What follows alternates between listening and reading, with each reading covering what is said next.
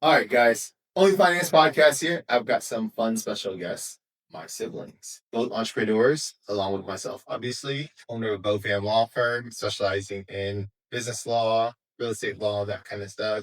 AALVO creations, laser printing, cut design. Oh, whatever. AALVO Laser Cut and Design Studio. Okay, all right. So, both entrepreneurs, and I thought it'd be a fun conversation to talk about lessons learned from entrepreneurial kids, right? First generation Americans here in the US, and both from, all from entrepreneurial kids, entrepreneurial parents. So tell us about your lessons learned that you carry on today as an entrepreneur. I'll start first. Yeah. Right. So I would say that you can do anything with hard work. Our parents started their business speaking very little English, not knowing the trade that they got into. And they built a very successful business restaurant for about 20, 30 years or so. And I'm still at awe till today how she was able to do that. My mom and my dad was able to do that. And they worked really hard in that. So I would say the main thing that I carry on with myself is that you can do anything you want to do as long as you just put your mind to it and you just put your all into it. So that's one of the main things that I took away. I definitely agree. Watching them as we were growing up and actually working at the restaurant and seeing their steadfastness, their grit, like them waking up tired as hell from the night before and still doing that over and over again. 20, for 20 plus years, the same grind, like 6 days a week, 12, 15-hour days. That was something it was hard for us as kids because we didn't see them very often and that kind of thing. But I think that kind of work ethic really stuck with us for all of us. Yeah. I think for me, it's really preparation. Being prepared for everything. If you've ever worked in a restaurant, you worked in whatever space you've had, restaurants require lots of preparation, lots of effort, lots of processes, lots of systems, lots of organization. And if you don't really do those things, then it's very hard to continue to run a business that way. So I carry those forward. Ooh, let's talk about things that you go as a child of an entrepreneur, things you won't do. That's a hard one. Things that I won't do as a child. I feel like I wouldn't take my family for granted. I would be more present in that way. I think because our parents worked so hard, their presence wasn't there. They were busy building the foundation of us and how we are able to do the things that we do because of them. Other things that I wouldn't do. Wait, I'm sorry. The question again. Yeah. Like things you wouldn't do anymore. Now that you've seen people who have started the entire entrepreneurship, we'll call it arc, right? Starting a business, working through a business, growing a business, winding down a business, right? They've got that entire entrepreneurial arc and then down to retirement. Now you go, man, that's great. And this is maybe a lesson that I learned that I don't want to do or I'm not gonna do. I don't know. I feel like mom and dad did a really good job at showing us all the things that you should do. There wasn't a lot of, there's not a ton that I can think of at the moment. I don't know. What about you? Things I wouldn't do as an entrepreneur. Yeah. I mean, neglect my health, but mom and dad stayed quite healthy throughout. So I wouldn't even say that, but Right. other entrepreneurs, I said, don't neglect yourself. I never felt neglected as a child, even though, they worked long hours for some reason. I don't know. I've always felt like they were always present with me. I don't know. My feelings are a little different, you know. But I always felt that they were always there for me. And I was always surprised by that because they worked 12 hours. I'm only 5-ish now, right? And even that, I'm kind of like, oh man, there's an hour's my lunch. I had an hour lunch. So really, and even with that, I'm exhausted when I come home. And I don't see that in our parents. I don't know that I wouldn't do certain things. Like for me, it's I would definitely delegate better. Right. If I had to look back on their journey as entrepreneurs from the outside looking in, Yeah. whether correct or incorrect, I would have delegated better. And I focus heavily more on delegation in my current business nowadays. Just because I go, oh, man, they could have delegated a few more things, right? Obviously, there's a risk and reward. There's compensation they had to give up there, right? And luckily, at the stage of my life or in my business, I can afford those things, right? But when you first start, you still have to roll up your sleeves, right? So the other part that I think I learned that was the thing I would do is that I would roll up my sleeves and do the work. I think a lot of people get into the entrepreneurial world, especially in 2026. And, I want to be an entrepreneur. Well, I'm only going to work. You can afford to do 8 to 5 now, right? Probably when you first started your law firm, it was not 8. I'm not gonna comment on that. Well, most of it, when you first started in anything, but especially in the entrepreneurial journey, you can't just go, I'm going to be 8 to 5 only, right? So roll up your sleeves and doing whatever it takes, I think is really a big lesson I took away from what we do or what we did in the past. What are you guys? Any other takeaways from whether do's or don'ts? I have a lot more do's than I have Okay. don'ts. Yeah, Let's yeah, hear I the do's. agree. Yeah. Of course, there's not very many don'ts. Yeah, I mean, we were speaking earlier is if you don't ask, you don't get. And be uncomfortable. I would say that's a big one. Be uncomfortable. There are instances where you're trying something new, trying something different, and you're scared, you don't want to do it, but you have to do it, especially if you have a family you have to feed and you have employees. You want to make sure that they're you can keep them employed and so that they can feed their family and stuff. So you just have to do it, and you just have to be uncomfortable and ask for what you want, because if you don't ask, you don't get. And don't not do it because you're uncomfortable. Right. And being comfortable with being uncomfortable, Right. is probably the biggest one there. Okay. That's like a consistent thing, I think, across all boards. During entrepreneurship, like, you're never really comfortable. You think you're comfortable, and the moment that you feel like you're comfortable, it doesn't work that way. So, like, just I think also being what's the word?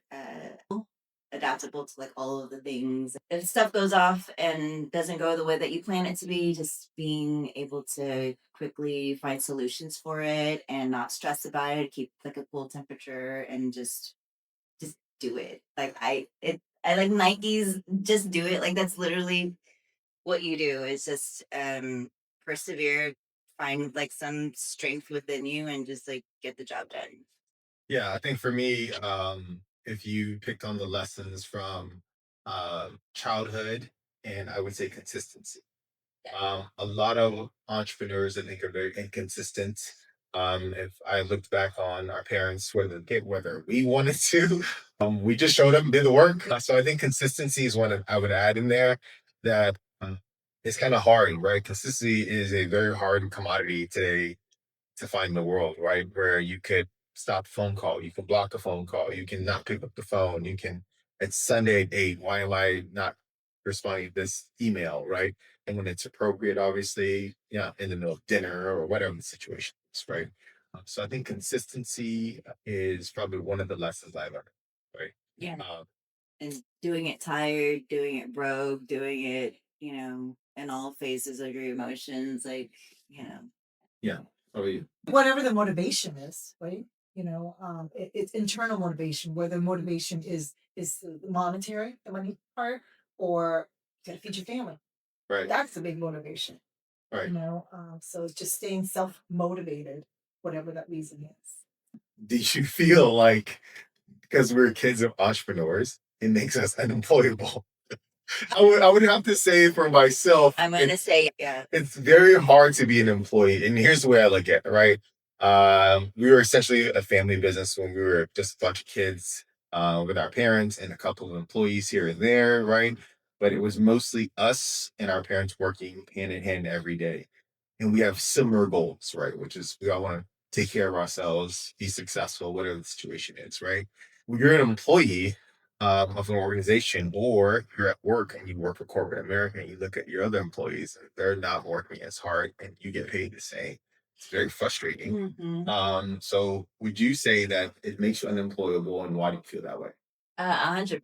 I definitely feel that it's just people are just don't have the same grit as you, and they don't have the passion, the organization skills. It's just I don't know. It was just frustrating to see everyone climb up the ladder and then you're doing the same stuff that they're doing, and somehow it's just not working out the way that it's supposed to. And like being a business owner and a creative business owner, has its own challenges. And I think definitely just we don't we're not built the same way as a lot of people are. And I don't mean that in like a I'm better than you type of thing. It's just like we're just built differently. Like we have a lot more grit. We were conditioned to like work in these circumstances that a lot of people didn't have. And I think it made us better for it.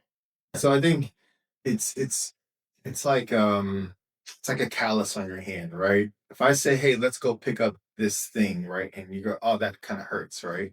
Being an entrepreneur kind of hurts if you don't have the calluses already. And we've gotten the calluses at a young age, right? So it's different, right? When somebody brand new becomes an entrepreneur at 25 and they've never worked for themselves or they've never seen it or they've never tried it, it's very hard for them. So what about you, Khanh? What do you think? The question is, Am I unemployable? are you employable? Are you unemployable? I tried it for 2 years. I have to say, I tried it for 2 years. She was the shortest out of all of us. And I have zero employment. Oh, wait, wait. Oh, I guess in sales you were. Yeah. And at that time, I thought, okay, I can do this. I can do all of the man's work and not have to worry about some of the headaches. Like being an entrepreneur, there are some headaches you don't want to have to deal with. So going back to whether I can be employed or not, I worked for someone for a few years and I was content at one point. But I think the entrepreneur, like you said, sometimes it's kind of innate. It just came back out again. I was happy at one point. Okay, just get my salary, go home, cook dinner, and just enjoy my day and not have to have the worries of being an entrepreneur. But then I think I got bored. I think so.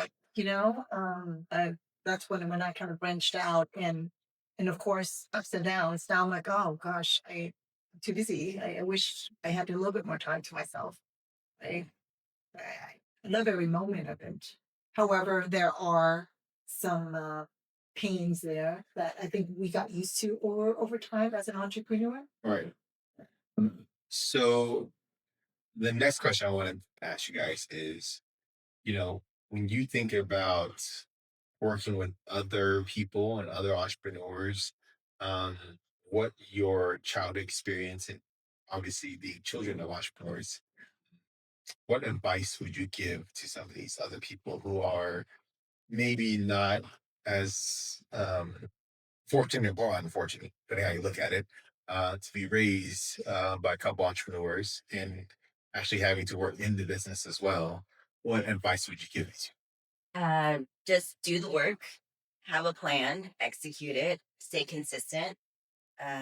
Every little bit helps, even on your bad days. Just do something to keep the ball rolling. Focus on the end goal always, and sorry.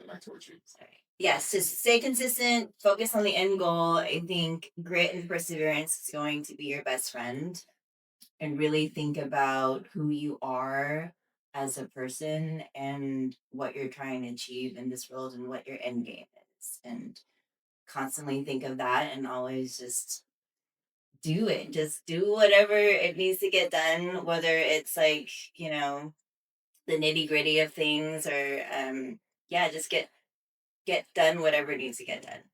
At all costs. Three thoughts. Your advice, Joshua. There's no telling. Okay. So, well, what I would say is to all the striving entrepreneurs out there is to stay focused. Don't lose the reason why you're doing what you're doing, and just keep that focus there, and always come back to it. Whether you have it written down, your goal, because sometimes you kind of get into this doing, and then you forget why you're doing it and then you start to lose your passion for it. But if you just stay focused, this is why I'm doing it, then your focus, your motivation will keep you going even through the hard. Yeah. So I think for me, my advice is resilience. A lot of times people decide to start a journey for some reason, right? And Then slowly over time, that reason starts to wear down. It's not as bright. It's not as shiny. It's not as in your face anymore. And then you forget it. And then you got to go back and go, okay, dig deep and be resilient and work towards it. Um, I think for a lot of people, when they think about entrepreneurialism, they see the top iceberg. If you ever see that kind of picture where there's a top iceberg, there's a success, there's freedom. You show up to work when you want, you leave when you want, you pick up your kids at 2. Whatever you want to do, you can do, right? And they don't see the bottom, right?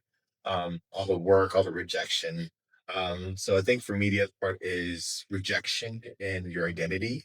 So for a lot of people, people think about your identity versus your role, right? So a lot of people get their feelings hurt when someone says no to you, right? Of your service. They think it's you. They're not saying no to you as a person. They're saying no to your product or your service, which is okay, right?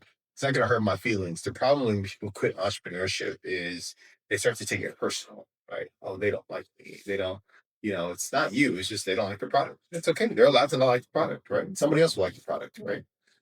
So resilience there is my opinion there. The next thing I want to ask you guys is when you go, man, if I had to boil down this entrepreneurship journey to maybe 2, 3 sentences, if you boil down this entrepreneurship journey for you, what would it be? Ooh, Like, and two to three, like 2 to 3 sentences. or That's a quick paragraph. entrepreneurship journey, right? Is that what you said? Yes. Boil it down. I don't know. It's a tough question. All I right. don't know. It's not. Hold on. I just need some time to think about it because it's you could condense it in a lot of ways, and I think the entrepreneurship is not easy. It is not for the faint of heart. It's definitely something that you have to have a passion about.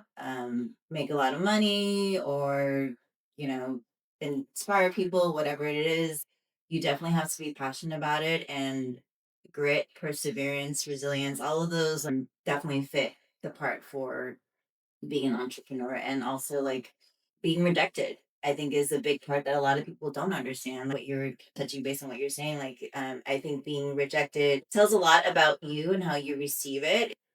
If it's something about you personally, then yes, you can go back to the drawing board and be like, why did they not go with us? And how did we lose that? And then we can tweak that and keep getting better. So I think being self aware also is really important. But I don't even know if I answered your question, but I'm just kind of rambling here. Yeah, I think those types of adjectives like resilience and all of that, touching base on that is really important to be an entrepreneur and um, just being true to who you are is also I think really important too. Is like because a lot of times you can sway one way or another depending on the client or whatever, but like just sticking to your guns and knowing who you are and um, what your passion is and what your character is really important also. Yeah. So for me, the answer to that question would be I always looked at it as like things I don't want, right? I don't want someone controlling my time. I don't want somebody telling me where I can go or what I can do or what time I can do this or that. Um, I just knew that early on, right? And when I figured that out, that was when I decided I wanted to be an entrepreneur. The second part of it is rejection, right? I think you learn that rejection piece really early on.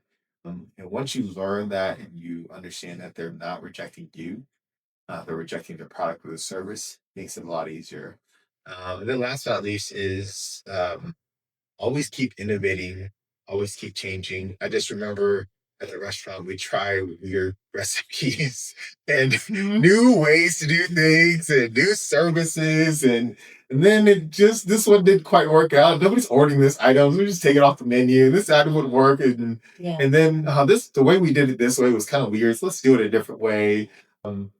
And but then something stuck that you wouldn't think Yeah. actually worked. You're like, people are buying this recipe?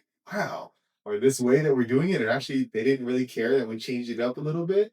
Um, so when I look back on the restaurant experience, I think about it from that perspective and I go, man, can I keep innovating the new recipe, the new idea, the new approach?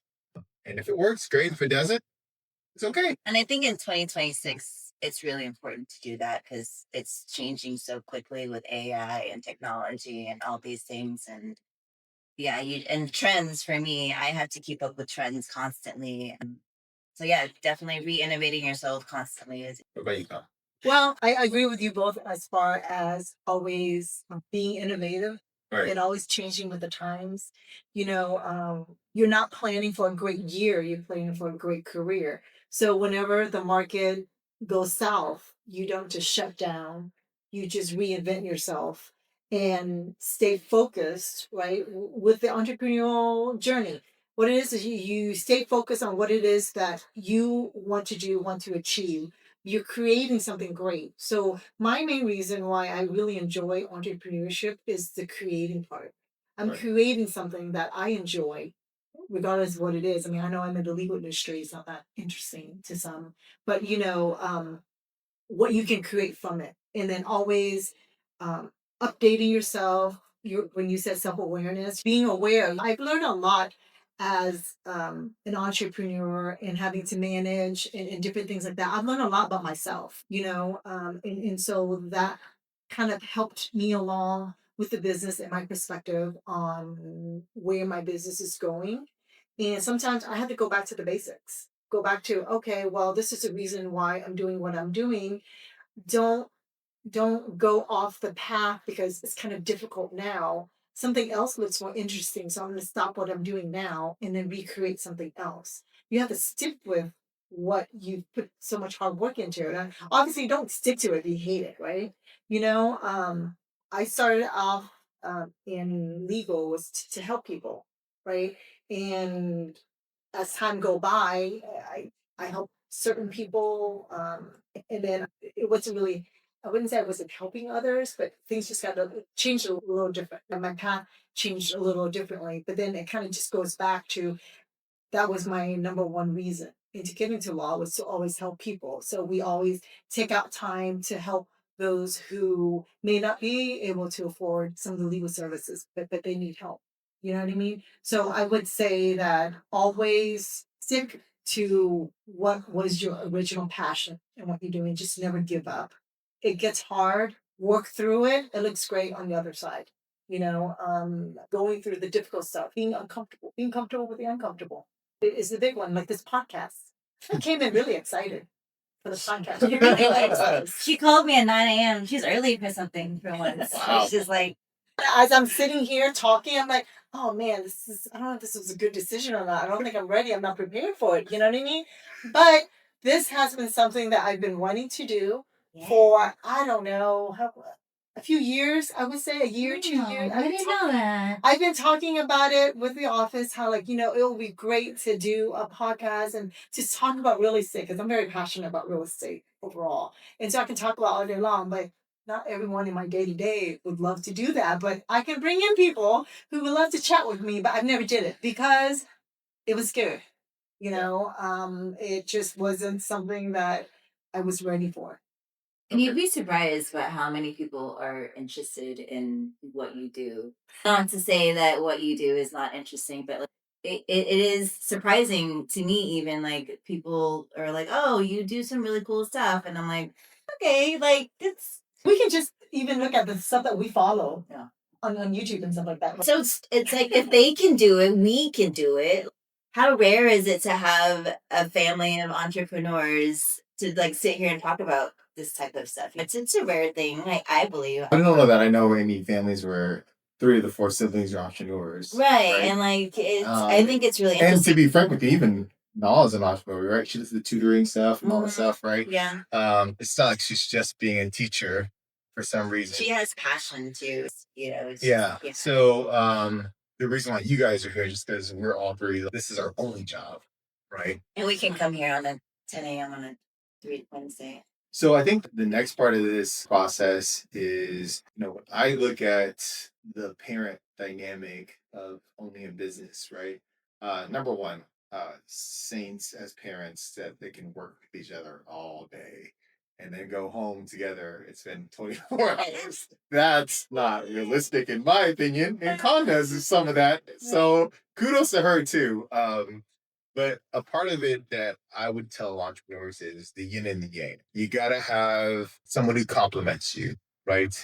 For me, finding, and if you're just a solo entrepreneur, you don't have a business partner, really it's just you and your team, right? Finding staff that complements you, that things and does things in a way that you would never do it, right? Don't be afraid of people who aren't like you, right? And I think lesson learned, obviously, is two parents who are very different from each other. So for me, that's one of the things I always tell people is that don't be afraid to find somebody that's different than you. And I'll be honest with you, I remember when I was working at Mass Mutual, the guy goes, there's a guy who told me, never hire somebody to work with you that's another guy.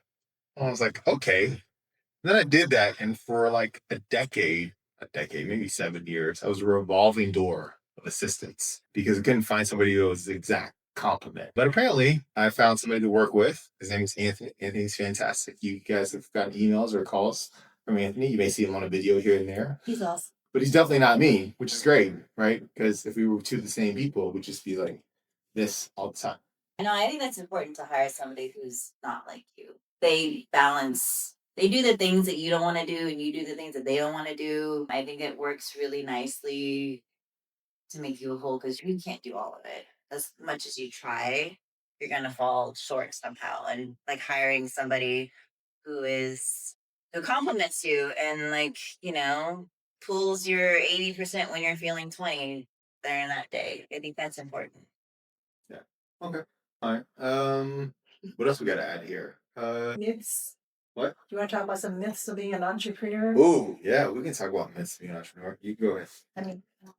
So some myths of being an entrepreneur, I would say the first thing is if you want to be an entrepreneur because you want more time to yourself, no, that's not it.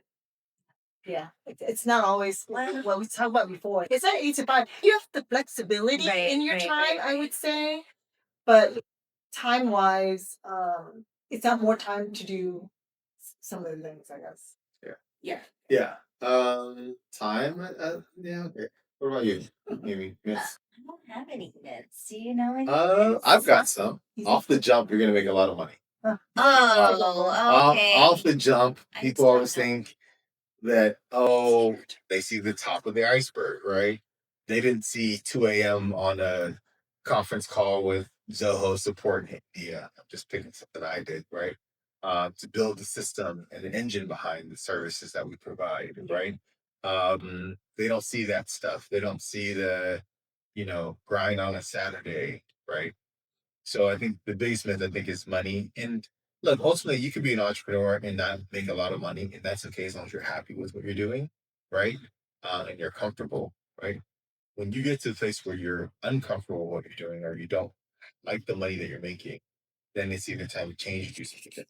Just remember when we had to walk through the parking lot to put mini flyers on cars? Oh, that was fun. I don't remember her. Only me. Oh, that's a lie. I remember doing it at Food Town. Yeah. Again, I don't know. You got dropped off in a strange parking lot. No, it was progress.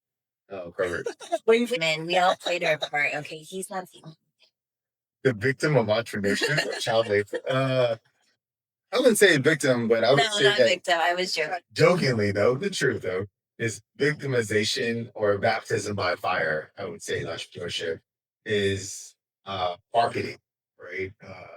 So we were joking that we've all been dropped off in the parking lot to hand out flyers with $5 for lunch, right?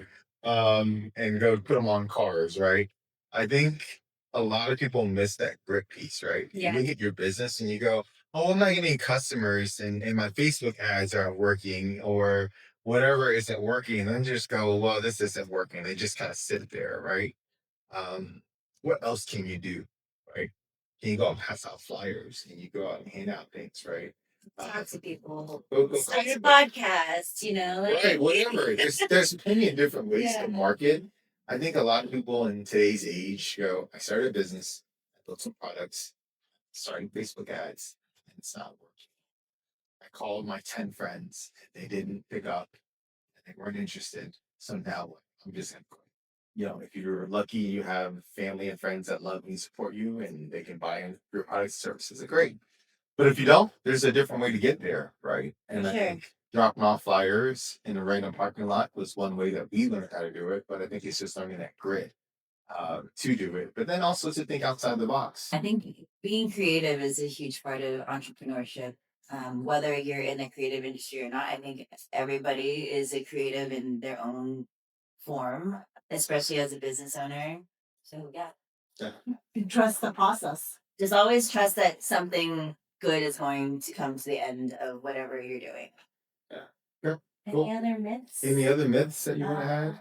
I don't know. For me, most of my business comes from social media, Instagram specifically. Everybody sees the pretty pictures. Nobody sees the times that we've messed up 4 or 5 times on one specific product or one specific install. Nobody sees that part. And all the behind the scenes, there's a ton of like background work that needs to be done, production, design, all of those things. Like nobody sees that, but they see the pretty pictures and they're like, ooh, that looks really nice. And then they get the pricing and they're like, why does it cost this much? And it's like, well, it took me an hour to do, but it's because I've been doing it for like 8 years and I've developed a system where I can crunch this out in a quick manner. But something that would take you 15 hours could take me an hour. And it's because we fine tuned all of those like processes and details and, that kind of work really pays off. So that's why it's hard. It's really important to be consistent and have a lot of grit. I say that time and time again, but it's really true. You're fine tuning your process and things that other people can do that would take a lot longer don't take you this long. And I think social media is a bunch of lies. It will tell you that things, it'll make it look like everything is pretty and easy to do, and it's really not. And yeah, you don't see that. Yeah. I would add in like one of the myths is that you need a lot of money to be an entrepreneur and start a business. You really don't. There are help out there, right? There are loans out there that you can get, or you just start small and do what you can with what you have, and slowly you'll grow. Again, this is where the grit part comes in and trusting the process, right? Just trust your product or whatever services that you're providing. And if you put a lot of work into it, it'll just slowly grow, right? So you don't need a lot of money to start your own business. Yeah, actually, that's a good one. You don't need a lot of money to start your own business, depending on where you're at in your life, too, right? I would always, my opinion is that the younger the better. You have less expenses, less bills, that kind of stuff, less kids that need things, right? But it's never too late to start at any age, I think. And but yes, the myth is I need a lot of money to get started. You can start with just a service, right? You can start while you're on the weekends while you're working your 8 to 5, right? Actually, in one of our episodes, we're going to talk about how to turn the side hustle into a full-time job, right? So, there's lots of ways to do it. I think once you remove the excuses, and I think that's part of. Oh, excuses. That's a good one. There's no excuse. If I had to pick on, again, I think lessons I learned from our parents is the excuses, right? You can pick on so many excuses. I'm new to this country. I don't speak the language. I'm in an area that's uncomfortable for me. Don't really, I know how to cook, but how do I turn this into a product? How do we fill out the forms? How do I do the paperwork? How do I do my taxes? And to be frank, they segue the restaurant into a fairly productive real estate development company, right? I don't know if you call it development. I'm not a real estate person. But it seems like a development company, right?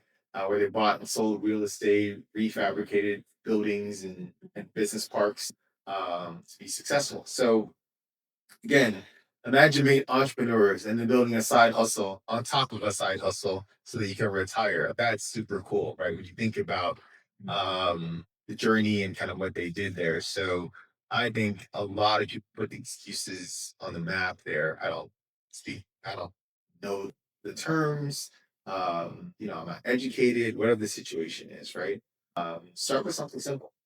Yeah. And I think like now with the internet, you have no excuse. Right. You can type anything in general. Yeah, you can type anything into Google, YouTube. You can learn how to use a software program. There's no excuse currently. I think with the fast pace of society now, everybody wants to get rich quick. And entrepreneurship is not that. It is like you're slowly grinding, and yeah, you're gonna have like big wins along the way, but that's not gonna be a constant thing. And you really just gotta understand that, yeah, it's not gonna be, oh, you're gonna get rich really quick. It's a slow, you're adding little pebbles to your pebble garden. Yeah.